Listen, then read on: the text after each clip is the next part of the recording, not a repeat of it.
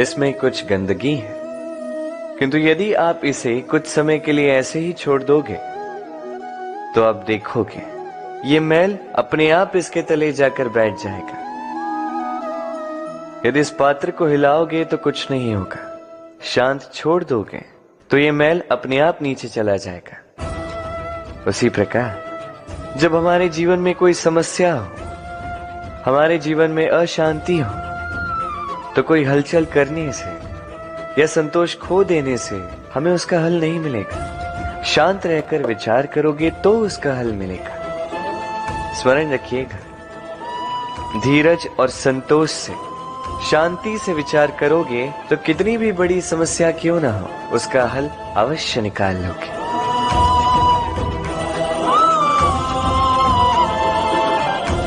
क्योंकि अशांति का सुझाव शांति ही है। राधे राधे। समय, कहते हैं समय से पूर्व कुछ नहीं होता, हर बात का एक समय होता है। समय से पूर्व न सूर्योदय होता है न सूर्यास्त होता है। समय से पूर्व पौधों में न पुष्प खिलते हैं न फल। किंतु एक बात सोचिए, यदि वर्षा आने से पूर्व किसान भूमि ना जोते, वो बीज ही ना पिरोए, तो क्या फसल उगेगी? यदि योद्धा युद्ध से पूर्व अपने शस्त्र ही ना परखे, तो वो युद्ध कैसे लड़ेगा?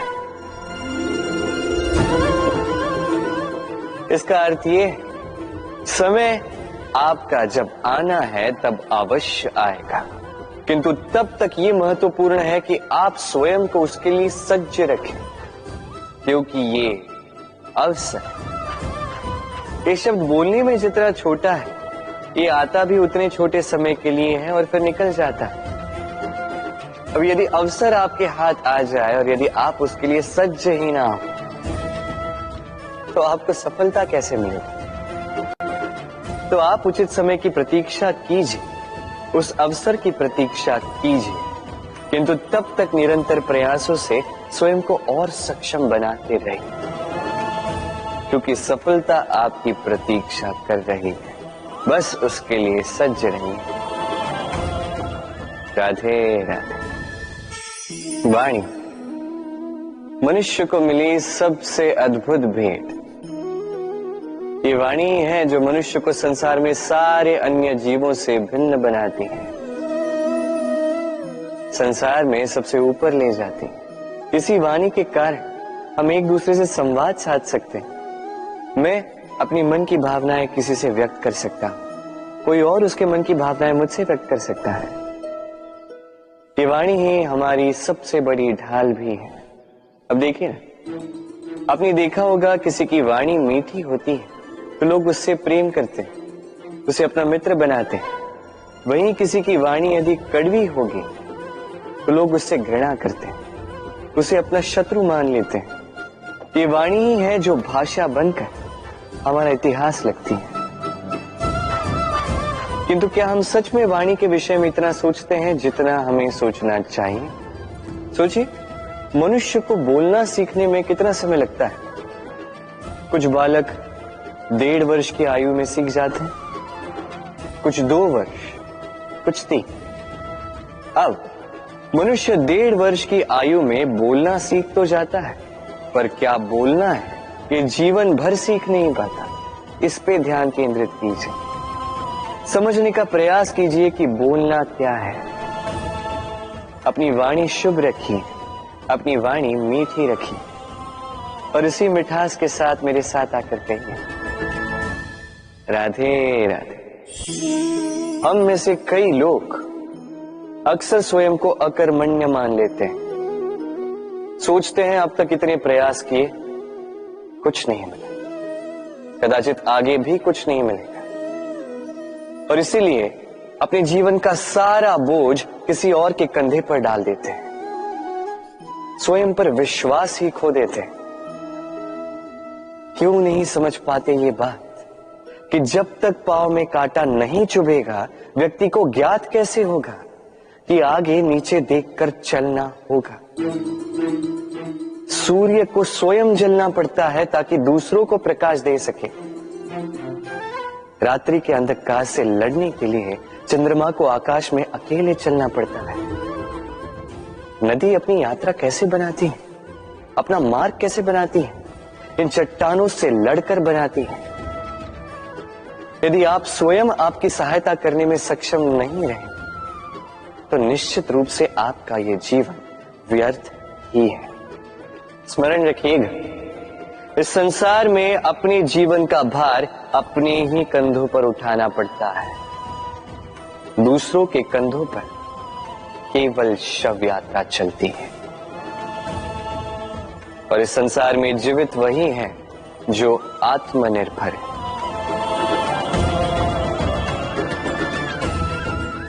राधे राधे। कभी आपने किसी कुंभकार को देखा है? एक पात्र बनाते हुए पहले गीली मिट्टी रौंदता है, फिर उसे मथता है, फिर उसे चाक पर चढ़ाकर एक उचित आकार देता है। यदि आकार ठीक ना हो तो उसे तुरंत ही ठीक कर देता है, क्योंकि उसे ज्ञात है। एक बार इसे आग पर रख दिया गया, एक बार इसे पका दिया गया, फिर उसके पश्चात उसका आकार नहीं बदला जा सकता। यहां पे छिपी है एक सीख। सारे माता पिताओं के लिए यहां एक सीख है। माता पिता ऐसे ही तो होते हैं। उन्हें अपनी संतान को समय के अनुसार श्रेष्ठ संस्कार देने चाहिए। माता पिता को कभी उनका विधाता नहीं बनना चाहिए, किंतु हर समय सदैव प्रयास कीजिए कि उन्हें उचित दिशा दिखा पाओ। कभी कोमलता से, कभी प्रेम से, तो कभी कठोरता से उसके जीवन को, उसके व्यक्तित्व को आकार देने का प्रयास करना चाहिए।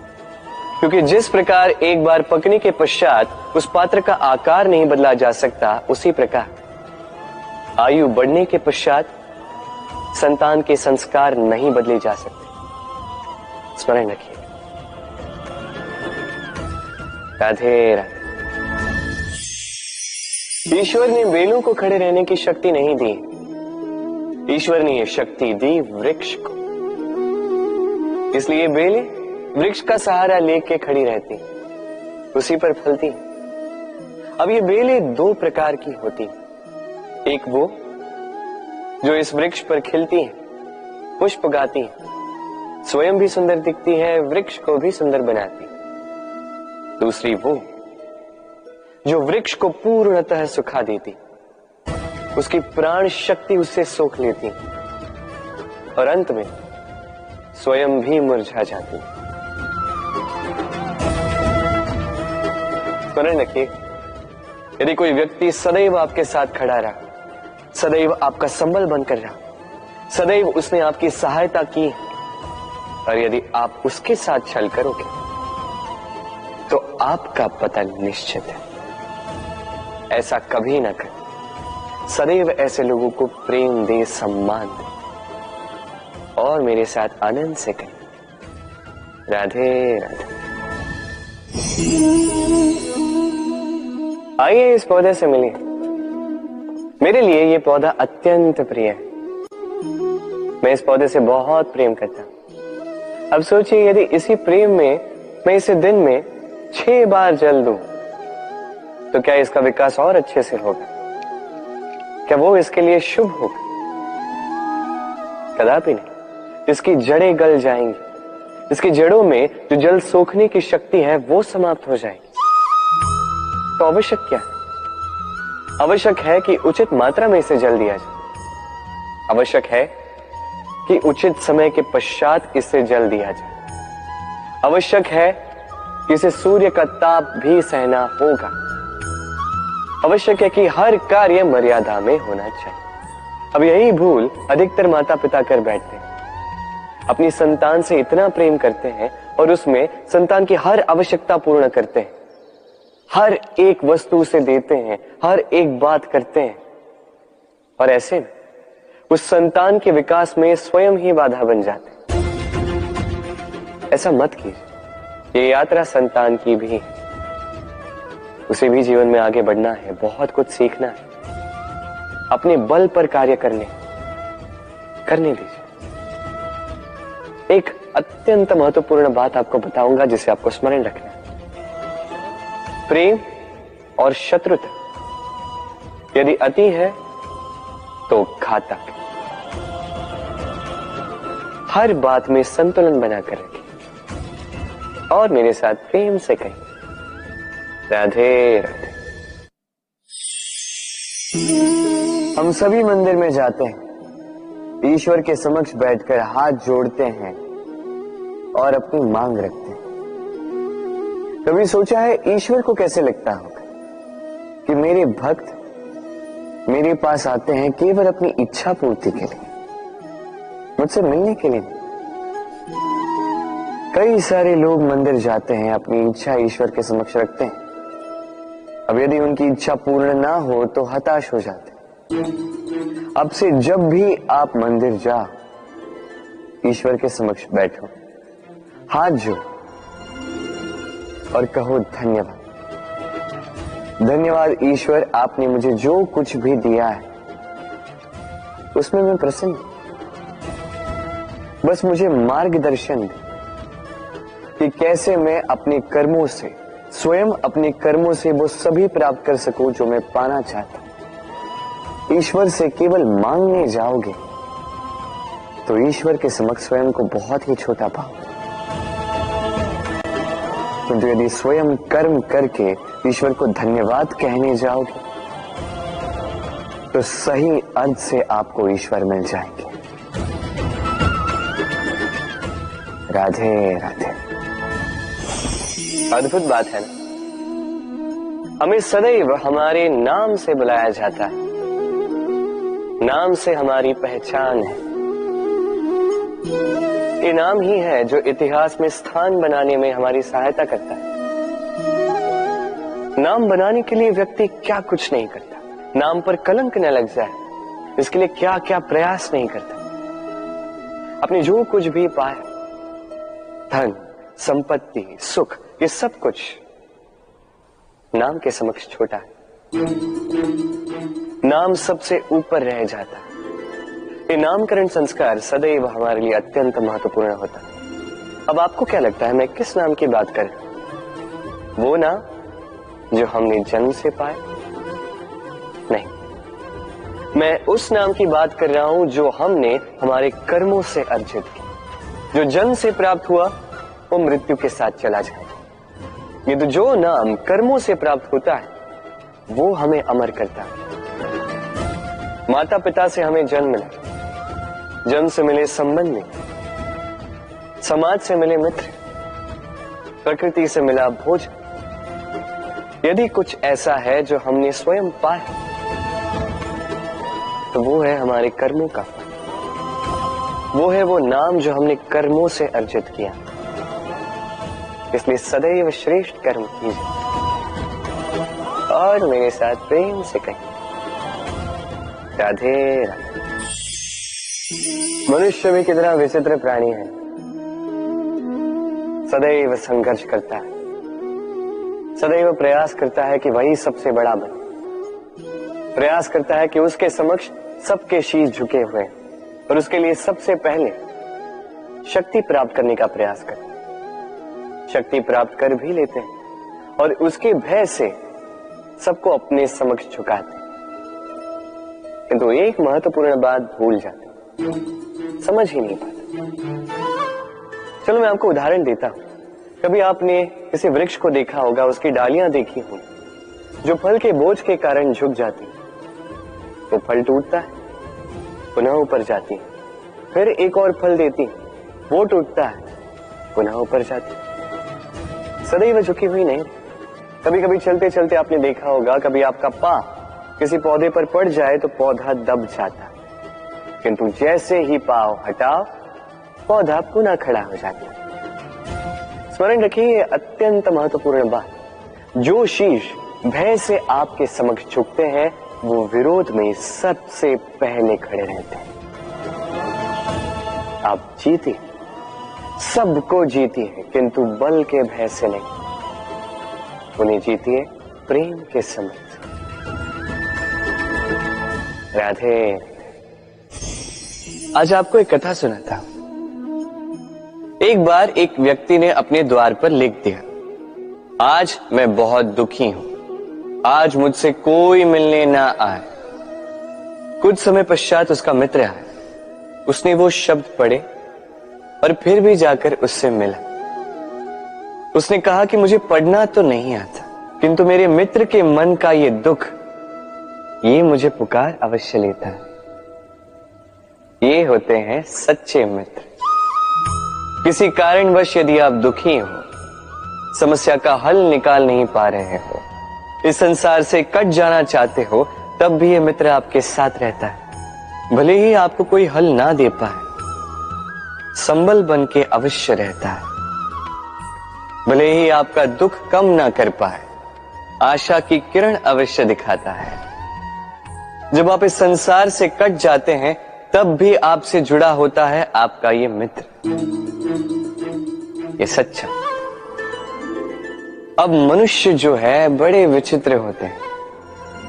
इन्हें किसी भी वस्तु का महत्व केवल 2 बार ज्ञात होता है, 1 मिलने से पूर्व, 2 खोने के पश्चात। अब इसी प्रकार हमारे मित्र भी तो होते हैं। यदि आज आपके मित्र आपके साथ हैं, तो उन्हें आभार व्यक्त करें, उन्हें प्रसन्न रखें, उनका महत्व समझें, क्योंकि एक बार आपने इन्हें खो दिया, पश्चाताप करने पर भी पुनः नहीं लौटेंगे। तो प्रेम कीजिए, मित्रता निभाइए और मेरे साथ आनंद से कहिए, राधे राधे। ठहरती केवल यादें, केवल यादें। ये समय, ये कभी नहीं ठहरता। अभी यादें मीठी होंगी या कड़वी, ये किस पर निर्भर करता है? आपके कर्मफल के चयन पर। यदि आप इस जीवन को समझना चाहते हैं, अपनी हुई भूलों से कुछ सीखना चाहते हैं, तो पीछे देखिए। आपके बीते हुए कल से बड़ा शिक्षक आपको इस संसार में और कोई नहीं मिलेगा।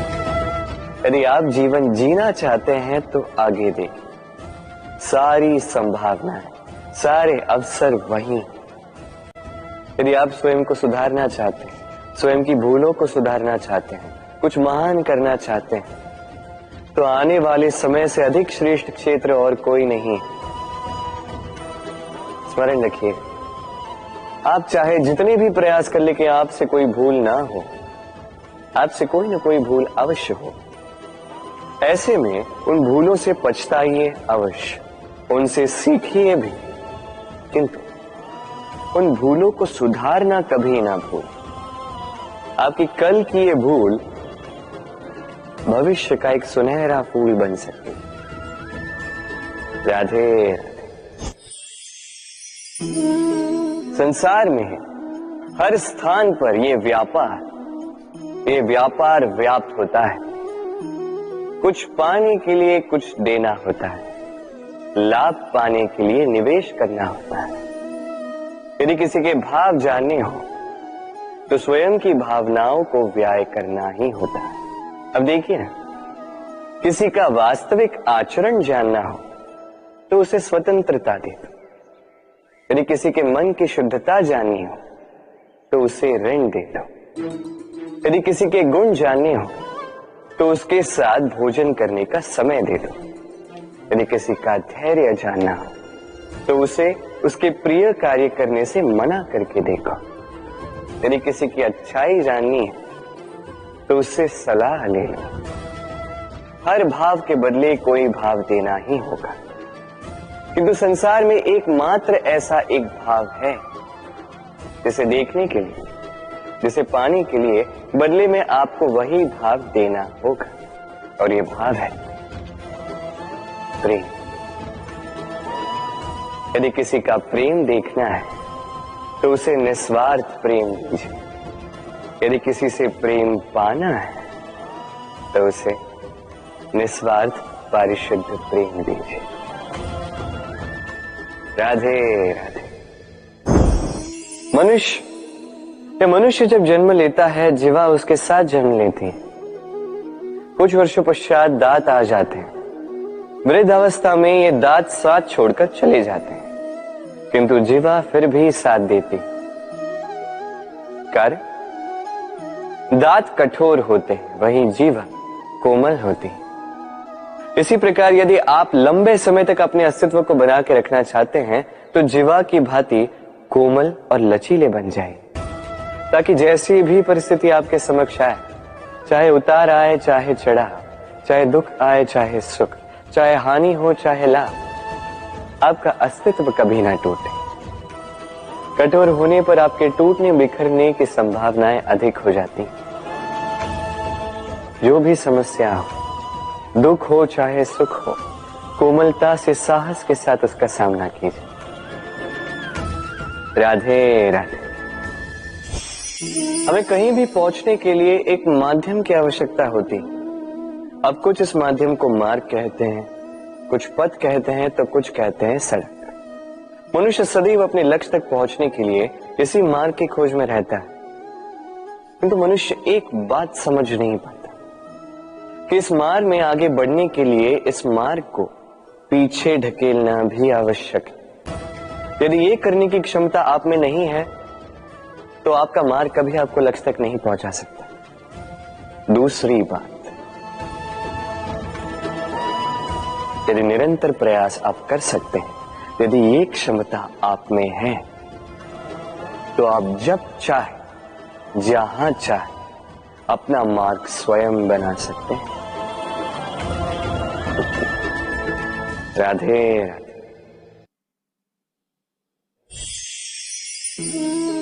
ये लक्ष्य क्या है? ये लक्ष्य वो है जिसे हम पाना चाहते हैं। इस संसार में सुखी कौन है?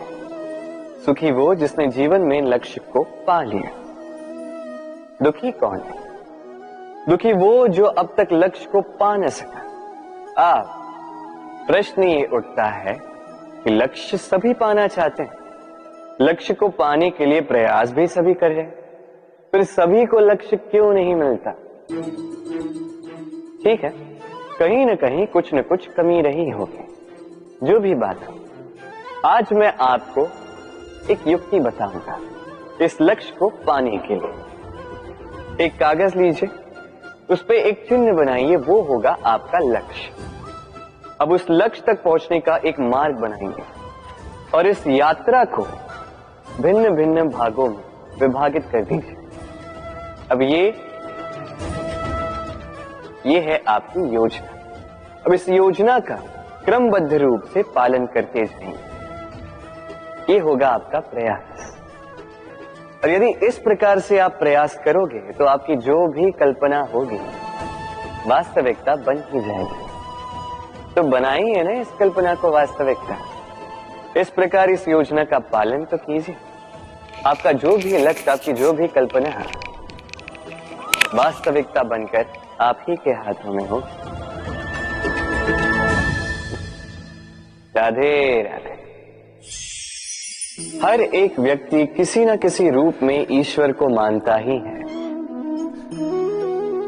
कोई मूर्ति के रूप में, तो कोई तत्व के रूप में, कोई भाव के रूप में, तो कोई स्वभाव के रूप में। कोई स्वयं में परमात्मा खोजता है तो कोई किसी और में। किसी के लिए ज्ञान परमात्मा होता है। हर एक व्यक्ति को उसका ईश्वर किसी न किसी रूप में मिल ही जाता है।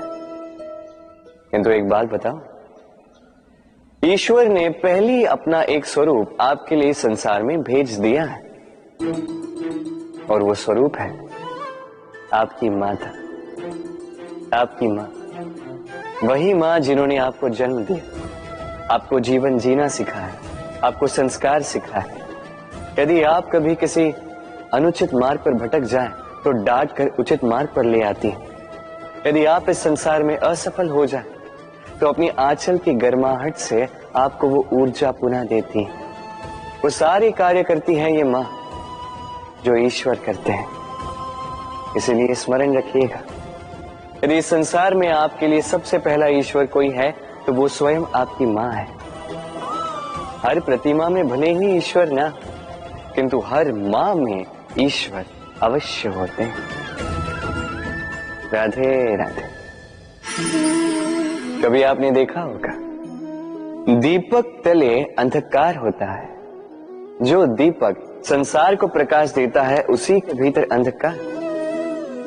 अब कई सारे लोग इस बात का अर्थ कुछ इस प्रकार लेते हैं कि व्यक्ति स्वयं की समस्याएं तो सुलझा नहीं पाता और संसार को जाके उपदेश देता है।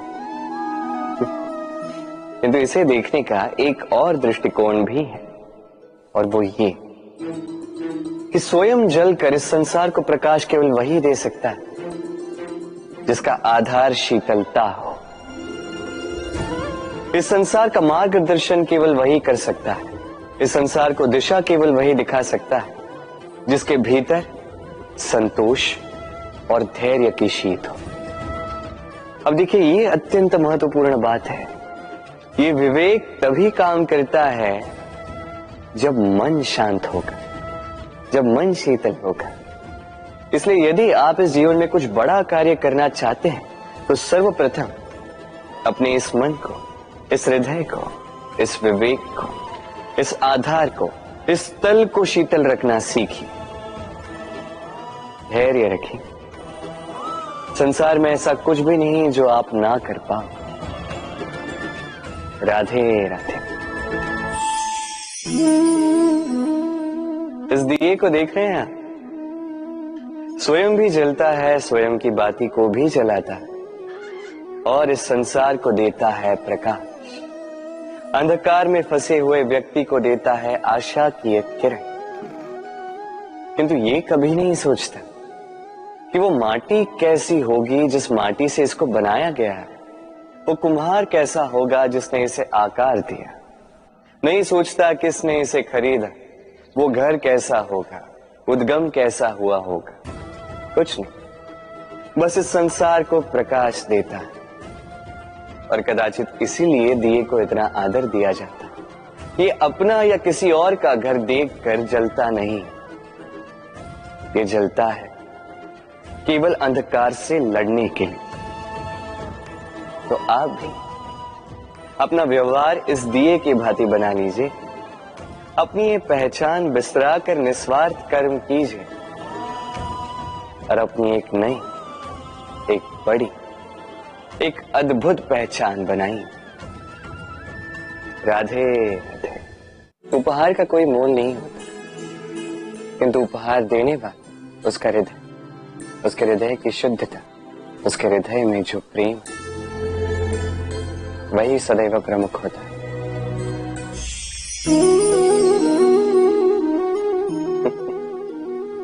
समय, ये समय न व्यक्ति है, न जीव, न वस्तु, फिर भी जीवित रहता है। ये समय ना तो जल है, न अग्नि, न वायु, किंतु हमारे जीवन का आधार। देखा जाए तो मनुष्य इसी समय के हाथों में खेलता है। कभी किसी का समय अच्छा होता है तो किसी का बुरा। कोई समय के आने की प्रतीक्षा करता है तो कोई समय के जाने की प्रतीक्षा करता है, किंतु ये समय किसी के हाथों नहीं आता। ये समय जो किसी को दिखता नहीं, ये सबको सब कुछ दिखा जाता है। दिखा जाता है कि अपना कौन, पराया कौन, हमारे हितैषी कौन है, अहितकारी कौन, हमारे मित्र कौन है और हमारे शत्रु कौन। ये समय आपको दिखा जाता है कि आप कितने बलशाली, यही समय आपको दिखा देता है कि आप कितने दुर्बल। ये समय सब कुछ दिखा जाता है। तो ये समय जो इतना बलवान है, इसे हम नष्ट क्यों करते हैं? सोचिए, आप उठिए और इस समय का भरपूर उपयोग कीजिए, इस समय का सदुपयोग कीजिए, क्योंकि इस समय का उपयोग करना केवल यही आपके हाथों में और कुछ नहीं। और ये समय एक बार बीत गया तो कुछ भी कर पुनः लौट कर नहीं आए। तो इस समय का सदुपयोग कीजिए और सब में हर्ष बांटिए। और आइए मेरे साथ प्रेम से कहिए, राधे राधे। ये कमल का पुष्प देख रहे हैं, इसे अभ्यास होता है जल स्तर से ऊपर रहने का। तो तालाब में जब भी जल स्तर उठने लगता है, इस पुष्प की ये नाल जो है ये भी लंबी होने लगती है ताकि ये पुष्प जल स्तर के ऊपर है। किंतु जैसे जैसे तालाब का यह जल स्तर घटने लगता है, इसकी नाल स्वयं को छोटा नहीं कर पाती और ये पुष्प स्वयं के ही भार के कारण टूटकर गिर जाता है। अब यही हमारे साथ भी होता है। जैसे जैसे जीवन में हमें सफलता मिलती है, हमारे जीवन का ये स्तर बढ़ता जाता है और जब संसाधन कम होने लगते हैं, हम इस जीवन के स्तर को छोड़ नहीं पाते और अंततः इस दिखावे के बोझ के कारण दबकर यहीं समाप्त हो जाते हैं। इसलिए यदि कुछ रखना है तो विचार है, साधारण रूप से जीवन जीना सीखिए। समय का यह चक्र कभी आपको मात नहीं दे पाता। राधे राधे। भूल। संसार में ऐसा कोई व्यक्ति नहीं जिसने भूल ना की। भूल होती ही इसलिए ताकि हम भूल करें, उससे सीखें और जीवन में आगे बढ़ें। किंतु वो व्यक्ति अपनी भूलों से कभी नहीं सीख पाएगा जिसने भूल को स्वीकार करना नहीं सीखा। मनुष्य कई बार अपनी भूल को स्वीकार नहीं करता, उससे कतराता है ये सोच के कि यदि उसने भूल स्वीकार कर ली तो उसे सबके समक्ष जो है लज्जित होना होगा। वो जानता है कि उसने कहीं ना कहीं भूल की है, किंतु उसका ये दम ये उसे स्वीकार ही नहीं करने देता। अब वो भूल ना सिद्ध हो, इसके लिए वो और भूलें करता जाता है और अंत में उसके हाथों में कुछ नहीं रह पाता, उसके हाथ खाली रह जाते हैं। इसलिए जीवन में यदि आपसे कोई भी भूल हो, उसे स्वीकार करने में देरी ना करें। कहीं ऐसा ना हो कि आपका ये दम आपको इस मार्ग पर इतना आगे ले जाए कि पुनः लौटकर आप पाना ही असंभव हो जाए। राधे राधे। संबंध। ये संबंध चाहे मित्रता का हो चाहे हो प्रेम, इसका आधार है हृदय। अब इस हृदय की बात को बाहर निकालने के लिए आवश्यकता होती है शब्दों की। अब हम एक भूल कई बार कर जाते हैं। ये शब्द चाहे मीठे हो चाहे कड़वे, इस पर ही हम संबंध को तोलने लगते हैं, किसी को संबंध समझने लगते हैं और यही हमारी सबसे बड़ी भूल होती है। स्मरण रखिए, ये संबंध केवल और केवल हृदय से निभाए जाने चाहिए। जो शब्दों से निभाए जाए वो संबंध नहीं, और उसमें रोष केवल और केवल शब्दों में होना चाहिए, हृदय में नहीं। तो शब्दों से नहीं, मन से, हृदय से प्रेम कीजिए, इसे निभाइए और मेरे साथ कहिए राधे राधे।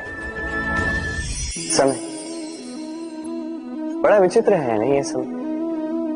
कहा जाए तो एक भाव है, एक संख्या है, एक विषय है। अब देखिए ना, सूर्योदय सबका एक साथ होता है एंड किसी का आगे किसी का पीछे तो नहीं होता, सबका एक साथ। सूर्यास्त भी सबका एक साथ होता है। अब सोचिए, यही समय सबके लिए भिन्न भिन्न है। किसी के लिए यही समय अच्छा है तो किसी के लिए यही समय बुरा है। अभी इसी क्षण किसी के मुख पर सफलता का तेज है तो किसी के मुख पर असफलता की निराशा। भला ऐसा क्यों?